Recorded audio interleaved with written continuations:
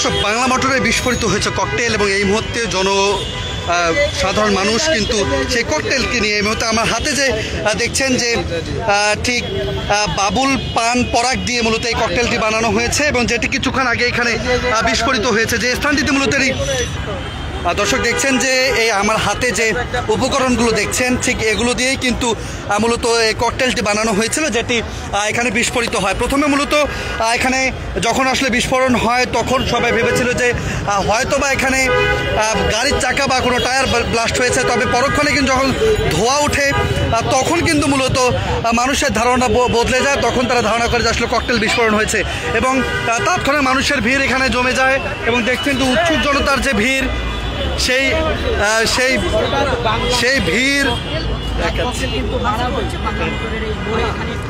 এবং যে উপকরণগুলো মূলত দেখছেন যে এখানে ঠিক এগুলো দিয়েই মূলত ককটেলটি তৈরি করা হয়েছিল, যেগুলো দিয়েই মূলত এখানে ককটেলটি বিস্ফোরিত হয়। অর্থাৎ বাবুল পান পরাগ দিয়ে এই ককটেলটি তৈরি করা হয়েছে, টেপ এবং দেশীয় কিছু উপকরণ দিয়ে কিন্তু এটি করা হয়েছে। এবং এই মুহূর্তে সাধারণ মানুষের যে উপস্থিতি মূলত এখানে দেখছেন, উৎসুক জনতার ভিড়, এই ককটেল বিস্ফোরণ দেখেই কিন্তু মূলত তাদের যে মধ্যে আতঙ্ক ছড়িয়ে পড়েছে। এবং এখানে দেখছেন এই মুহূর্তে যেমনটি দেখছেন যে এখানে মানুষ সেই ককটেল বিস্ফোরণের ঘটনা নিয়ে তারা জড়ো হয়েছে, তারা দেখার চেষ্টা করছে।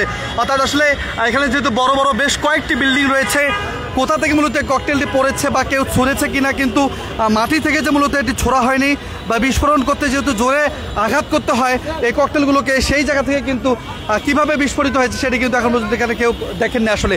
তবে কোনোভাবে উপরের কোনো বিল্ডিং থেকে এখানে ককটেলটি বিস্ফোরিত হতে পারে।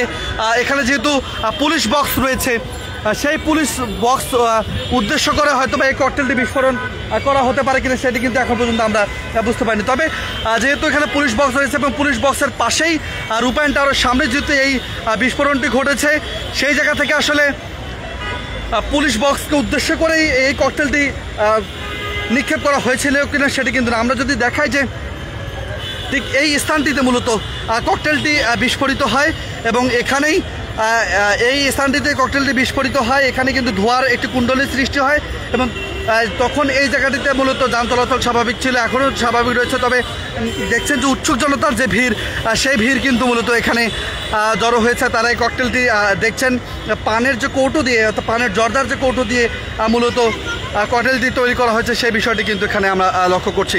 দর্শক, যেমনটি আপনাদের দেখানোর চেষ্টা করছি যে যেহেতু এখানে পুলিশের ট্রাফিক কন্ট্রোল বক্স রয়েছে, সেই বক্সের ঠিক পাশে কিন্তু এখানে বিস্ফোরণটি ঘটেছে।